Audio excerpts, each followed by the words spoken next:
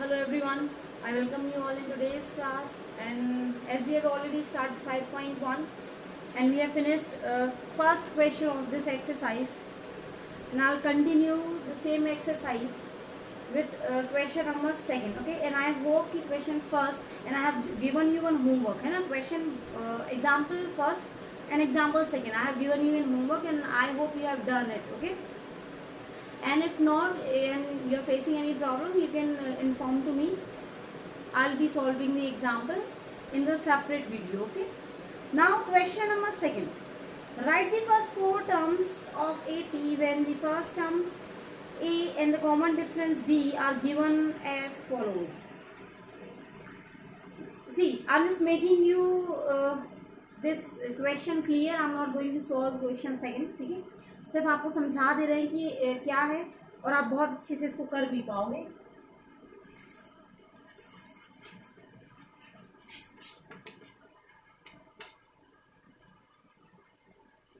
Question is कि आपको ए दिया हुआ है ना, कुछ तो भी, और एक सॉरी नॉट डी है ना, डी दिया हुआ है ना. A means what? A means first term and D means common difference. तो आपको ए और डी दिया हुआ है और आपको फाइंड आउट करना है the next four terms of an AP. ठीक है, आपको एपी के next four terms find out करना है. ठीक है, तो इसमें कुछ भी नहीं है, आपको सिंपल सी बात है, हमने बताया हुआ है general form of an AP, तो आपको general form of AP use करें और easily you can do it. जैसे आपको चलो ठीक है करा देते हैं, फिफ्थ पार्ट करा देते हैं. जो सेकंड का फिफ्थ पार्ट है, हम solving that a equals to -1.25 and d equals to given -0.25. ठीक है, और कुछ नहीं पिक्चर है.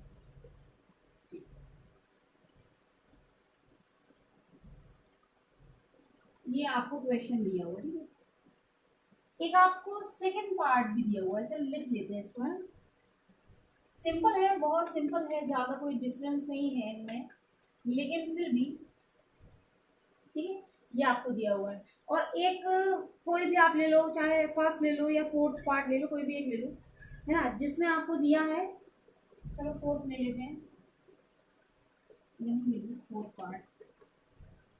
फोर्थ में दिया हुआ है a इक्वल्स टू -1 और d इक्वल्स टू दिया है 1/2. ठीक है, सॉल्व नहीं करना, फिर आप इसको ऑब्जर्व करो ना, बहुत अच्छे से ऑब्जर्व करो क्वेश्चन क्या है.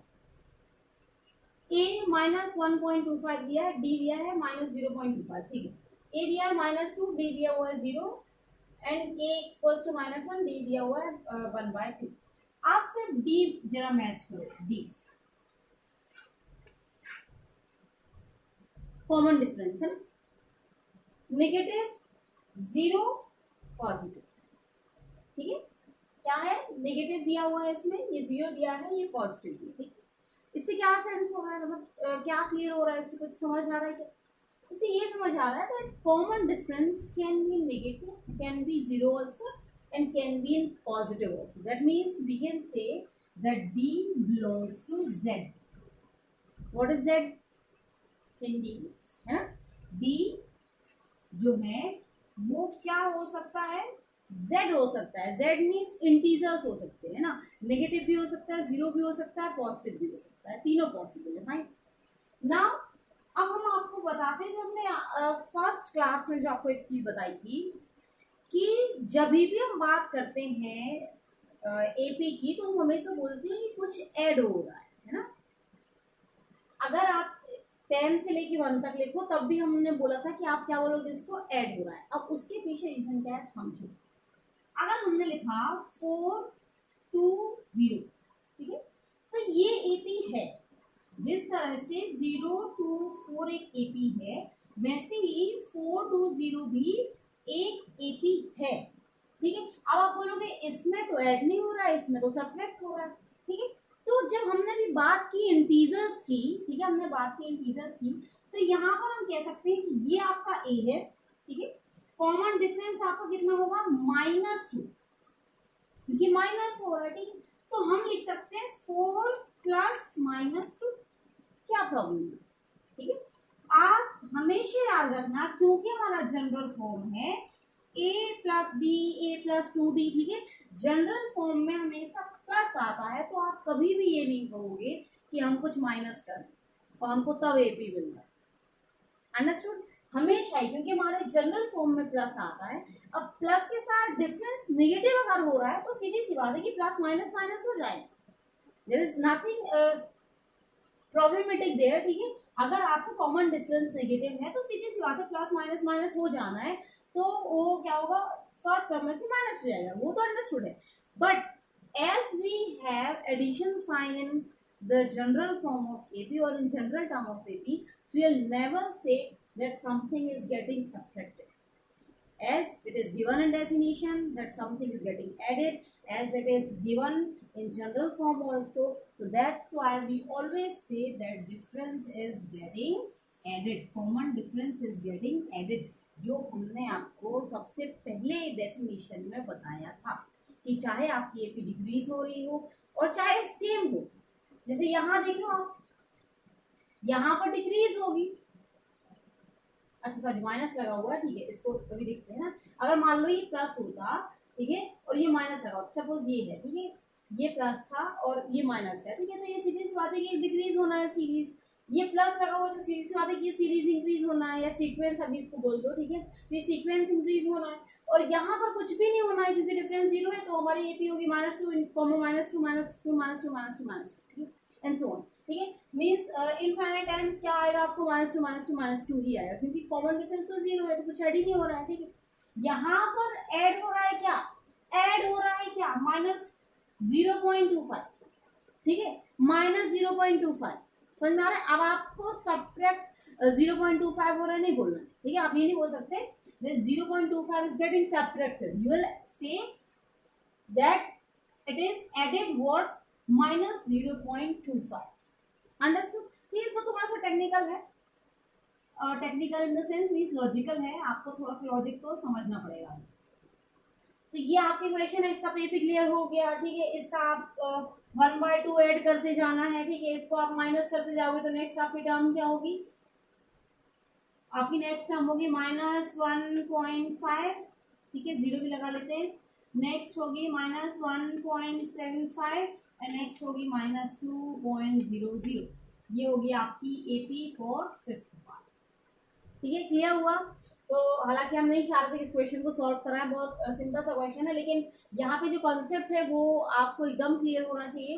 Common difference can be negative, can B zero and can B positive also, but every time the common difference will be added. We can't say कि जीरो है तो ऐड नहीं होगा, we can't say कि negative है तो add नहीं होगा, ठीक है। कॉमन डिफरेंस हमेशा ही ऐड होता है।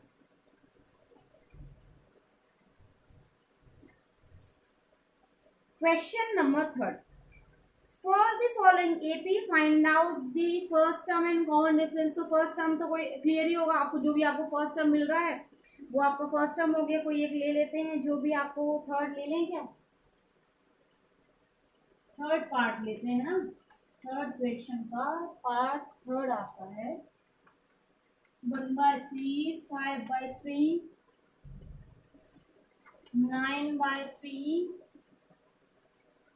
13/3, ओके।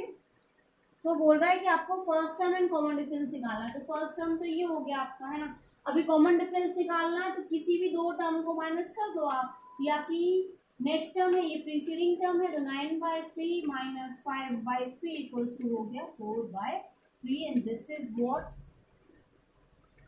Common difference. ये हो गया आपका common difference 4/3 is the common difference. तो इस तरीके से आपको फर्स्ट टर्म तो मिल ही जाना है, कोई भी दो टर्म्स को, मगर ठीक है नेक्स्ट टर्म में से प्रीसीडिंग टर्म आपको माइनस करना है तो आपको मिलेगा common difference. Very simple it is, आप कर सकते हो, कोई प्रॉब्लम नहीं है। Then the last question 4, okay. ये फोर्थ आपके फर्स्ट क्वेश्चन टाइप ही है ना। फर्स्ट क्वेश्चन टाइप कैसा है कि फर्स्ट क्वेश्चन में आपको पूछा गया था कि अगर ये एपी बना रहा है तो क्यों बना रहा है, नहीं बना रहा तो क्यों नहीं बना रहा है। वैसे फोर्थ क्वेश्चन में अभी वर्ड प्रॉब्लम नहीं दिया है, यहाँ पर हमको सिंपल जो है एक सीरीज या सीक्वेंस सीक्वेंस ही दिया हुआ है। तो इस सीक्वेंस को हमें चेक करना है कि क्या ये एपी है या नहीं। अगर ये एपी है तो आपको क्या निकालना है, ए और डी, ठीक है, दो काम करना है। अगर ये सीक्वेंस आपका एपी नहीं है तो कोई प्रॉब्लम नहीं है, you will write no it is not AP and you will write why it is not AP, because common difference is not given, ठीक है, फर्स्ट टर्म तो हमेशा गिवन होगा, तो आप लोगोगे common difference is not given, ठीक है। नेक्स्ट ये है कि अगर ये एपी है तो यहाँ पे बोला है कि आपको ए लिखना है, डी भी लिखना है और नेक्स्ट थ्री टर्म्स भी लिखना है, ठीक है। इफ इट इज एपी तो आपको क्या लिखना है, A D and next three terms, fine. तो अब हमको मालूम है कि कौन सा है जिसमें आप फंस जाते हैं, है ना, because there are total 15 parts है ना, टोटल आपके पास 15 पार्ट्स हैं, तो 15 में से 50 नहीं कराना है आपको, हमें कराना है फिफ्थ पार्ट, ठीक है। सबसे पहले देखते हैं हम फिफ्थ पार्ट।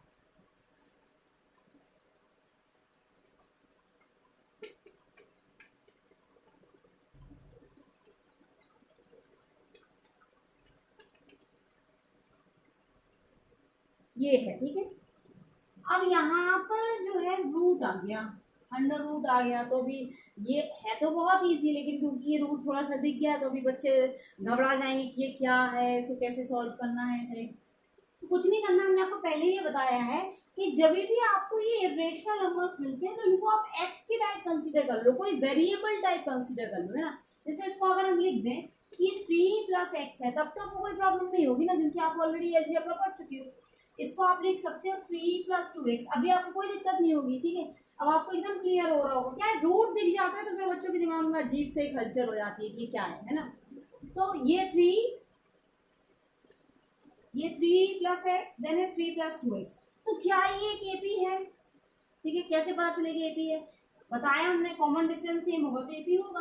तो 3 + x में से आप 3 माइनस कर दो तो बचा x, ठीक है, ये आपका कॉमन डिफरेंस है। इसमें से इसको माइनस करो, 3 + 2x -3 -x, अब ये कैसे आया आपको समझ आना चाहिए, है ना, साइन चेंज होने के बाद 2x में से x गया तो कितना बचा x, मतलब दोनों का कॉमन डिफरेंस सेम आ रहा है, ठीक है। अब कॉमन डिफरेंस सेम आ रहा है मतलब ये एपी है। अब x की जगह पे क्या होगा, √2, हमने x की जगह पे √2 लिया हुआ है, ठीक है। तो ये आपके पास हुआ कि डिफरेंस है आपका √2a है 3। अब आप नेक्स्ट थ्री टर्म लिख सकते हो, तो नेक्स्ट थ्री टर्म्स होंगे आपके 3 + 3√2, 3 + 4√2, 3 + 5√2। क्लियर हुआ, ठीक है। बिल्कुल भी डाउट नहीं रखना है ना, आप 10th क्लास में आ गए, ये बहुत छोटी छोटी चीजें हैं, मतलब अगर थोड़ा सा भी कॉम्प्लिकेशन बढ़ जाता है तो ऐसे मतलब परेशान नहीं होना है ना। ये एकदम सिंपल ट्रिक है, जिनको ये समझ आता है उनके लिए ट्रिक भी कोई जरूरत नहीं है, ठीक है। ये तो उन बच्चों के लिए समझाने को जिनको रूट देख के डर लगता है ना, तो वो वही है कि आप अगर आपको नहीं समझ आता तो आप उसको एक कोई वेरिएबल कंसीडर मन में कंसीडर कर लेना, है ना। ये नहीं कि आप वहां लिख के आ जाते हो, ये लिखना नहीं है, ये सिर्फ आपको एक्सप्लेन करने के लिए है। और अगर लिखना भी चाहो तो आप उसको ब्रैकेट में लिख लो आपकी याददाश्त में, ठीक है, ताकि आपसे गलती ना हो।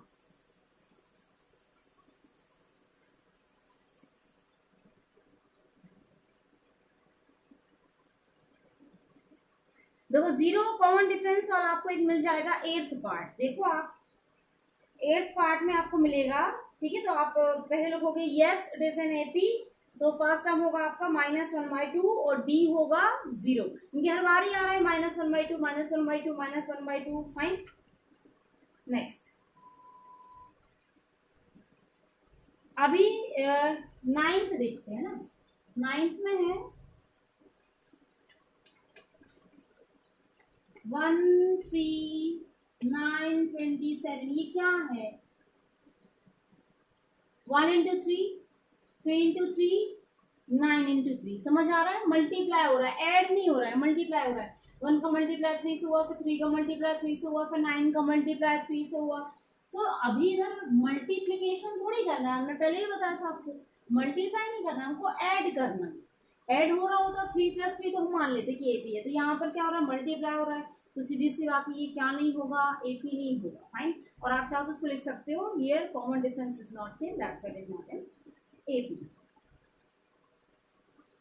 अभी कौन सा बताना चाहिए, सिमिलरली 11th में है ना। 11th में भी क्या है, ए स्क्वायर ए क्यू, तो ये तो एकदम ही नहीं होगा, आपको खुद दिख रहा है कि एक्सपोनेंशियल इंक्रीज हो रहा है। एक्सपोनेंशियल इंक्रीज होना और ऐड होने में जमीन आसमान का फर्क है। याद करो, एक क्वेश्चन बताते कंपाउंड इंटरेस्ट का अमाउंट वाला, ठीक है। तो आपको इसमें जो है बिल्कुल भी कंफ्यूज नहीं हो रहा है ना, एक्सपोनेंशियल इंक्रीज हो रहा है। A square A cube A to the power 4, तो भाई ये अलग है, ये अलग है ना। ए 2a 3a जो कि आपका है एक 10th वाला जो क्वेश्चन है, ये 10th वाला है और ये 11th वाला है, ठीक है। तो इन दोनों में डिफरेंस है, जमीन आसमान का फर्क है। ये एक्सपोनेंशियल इंक्रीज हो रहा है, इनकी पार्ट्स इंक्रीज हो रही है और ये ऐड हो रहे हैं, ठीक है। आप इनका कॉमन डिफरेंस निकालो तो ए निकलेगा, 2a माइनस ए आया, 3a माइनस 2a ए आया, ठीक है। तो ये जो कॉमन डिफरेंस आया ये सेम आ रहा है, तो ये तो यस हो जाएगा, yes it is an AP, but ये एपी नहीं है और इसको आप माइनस भी नहीं कर सकते। ए स्क्वायर माइनस ए क्या निकालोगे, आपको पता है कि क्या वैल्यू है, नहीं निकाल सकते हो आप, ठीक है। तो यहाँ पर ये जो है एपी नहीं है, you right this not an AP because it is exponentially increasing and common difference is not same. Yes it is AP, here the common difference is a. और नेक्स्ट 3 टर्म्स आपको लिखना है, तो आप लिखोगे क्या, 4a तक शायद दिया हुआ है, यस। तो नेक्स्ट आपकी टर्म्स होंगी 5a 6a एंड 7, क्लियर। अभी उसके बाद आप देखें, अच्छा ये कंटिन्यूस सारे आपको कराने पड़ेंगे ना। 12th देखते हैं, चलिए 12th वाला पार्ट देखते हैं।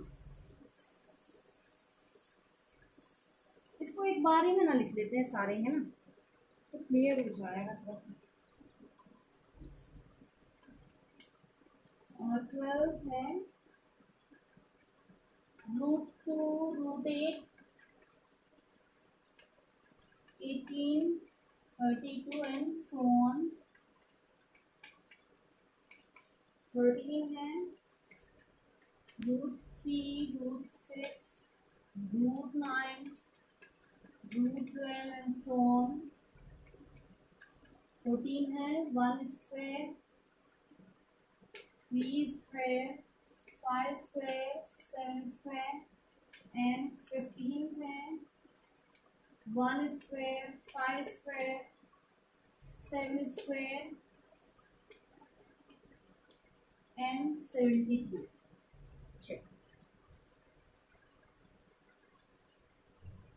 अभी सबसे पहले देखते हैं हम 12th वाला √2 √8 √18, ठीक है। अब यहाँ पे तो आपको समझ ही नहीं आ रहा होगा, ठीक है, तो आप इसको थोड़ा सा सिंपल करो। √2 को तो हम √2 ही लिख सकते हैं ना, √2। √8 को क्या लिख सकते हो, √8 को हम लिख सकते हैं 2 √2। अभी ये कैसे आई आपको बहुत क्लियर होना चाहिए ना, बेसिक टर्म्स है ये। √8 आप इसको फर्दर डिवाइड करोगे तो ये इतना आएगा, है ना। अब आप जब इसका पेयर बनाओगे तो 2 बाहर आ जाएगा, अंदर क्या बचा 2, ये बचा आपका √2। तो इसको आप लिख सकते हो 3 √2। अब आप इसको देख लेना है ना कैसे करना है, ठीक है, इसका पेयर बना के देखना, आपको समझ आएगा। ये हो गया 4 √2, तो आपको समझ आ रहा होगा 2 √2 3 √2 4 √2, नेक्स्ट क्या होगा 5 √2 6 √2 7 √2। और इसका कॉमन डिफरेंस कितना होगा √2, क्योंकि आप माइनस करके देखो √2 2 √2 जो है माइनस √2, है ना। अगर आपको नहीं समझ आ रहा है कि ये कैसे हो रहा है तो आप वही वेरिएबल वाला कॉन्सेप्ट यूज कर लो। 2x minus x equals to क्या होता है, x हमने क्या माना था √2, तो ये आ गया आपका कॉमन डिफरेंस। तो ये एपी है, सभी का कॉमन डिफरेंस आपका √2 ही आएगा। और नेक्स्ट की टर्म्स क्या होंगी 5 √2 6 √2 एंड 7 √2। क्लियर हो रहा है, ठीक है। नेक्स्ट है आपका 13। तो 13 तो भाई आपको समझना चाहिए ये नहीं होगा। क्यों नहीं होगा, क्योंकि आप देखो 3 का मल्टीपल जा रहा है, 3 6 9 12, ना ना ना ना ये नहीं हो रहा है। मल्टीपल के साथ रूट लगाया, इट्स अ डिफरेंट थिंग, ठीक है। अब आप ये नहीं समझना कि 3 3 ऐड हो रहा है तो ये कुछ काम का है, कोई काम का नहीं है, रूट लगा हुआ है, समझ लो आप, फाइन।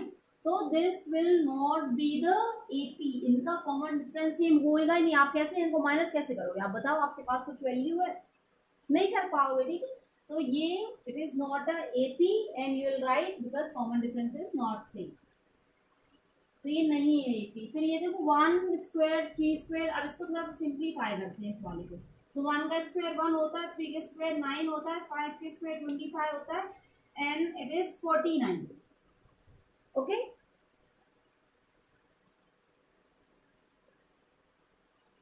ये आपका हो गया है ना, यही है ना, 1 क्यूब तो नहीं है, नहीं ये स्क्वायर है, ठीक है।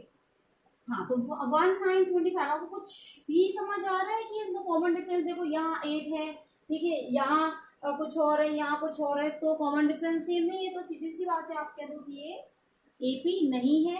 एपी नहीं है, क्यों नहीं है? क्योंकि कॉमन डिफरेंस सेम नहीं है, ठीक है। ये देखो अभी लास्ट वाला देखते हैं, 15th वाला। तो 15th हो गया आपका ये वाला, है ना, 125, 49, 73 माइनस करो कितना बचा, 24। इनमें से माइनस करो कितना बचा, 24। इनको माइनस करो कितना बचा, 24। तो कॉमन डिफरेंस आपका आ रहा है 24 and next 3 terms is in homework. आपको 24 ऐड करते हुए लिखते जाना है। And here we have finished our exercise 5.1. So I hope it is आपको थोड़ा बहुत तो समझ आ रहा होगा, थोड़ा बहुत क्या सारा समझ में आना चाहिए, क्योंकि इसमें कुछ है ही नहीं, ये अभी तक तो कुछ भी नहीं, ठीक है। अभी तक आपको सिर्फ क्या है, जनरल फॉर्म बस याद हो, ए और डी निकालना याद हो, तो आप बहुत अच्छे से ये क्वेश्चन कर सकते हो, ठीक है। और आपको डेफिनेशन बस याद होना चाहिए कि है क्या एपी, ठीक है, क्योंकि वो याद नहीं होगा तो अभी कैसे क्वेश्चन सॉल्व करोगे आप, ठीक है। और ये इन सब चीजों में जो हमने सॉल्व किया, अब ये तो देखो बेटा बेसिक होता है, अगर आपको रूट सॉल्व करना नहीं आएगा तो फिर 10th में आने का कोई मतलब नहीं, ठीक है। आप 10th में बैठ के फिर रूट सीखोगे तो फिर 9th में क्या किया आपने, ठीक है, समझ लो। तो ये बेसिक में अगर प्रॉब्लम है तो अभी भी आपके पास टाइम है, आप एक बार रिवाइज करो। एपी में कोई प्रॉब्लम नहीं होनी चाहिए अभी, क्योंकि हम एपी पढ़ा रहे हैं, अभी हम आपको रैशनल नंबर इरेशनल नंबर नहीं पढ़ा रहे हैं, ठीक है। और अगर फिर भी ऐसा नहीं है कि हम ये बोल रहे हैं कि हम आपके डाउट क्लियर नहीं करेंगे, अगर आपको लग रहा है कि अभी रूट्स वगैरह में आपको थोड़ा सा दिक्कत हो रहा है तो आप हमको बता देना, हम आपको जो है एक स्पेशल छोटा सा short and sweet type class ले लेंगे जिसमें रूट सॉल्व करना सिखा देंगे, रूट का एडिशन सब्ट्रैक्शन मल्टीप्लिकेशन कैसे होता है वो बता देंगे, okay. So it's enough for today, we will meet in the next class. Thank you so much.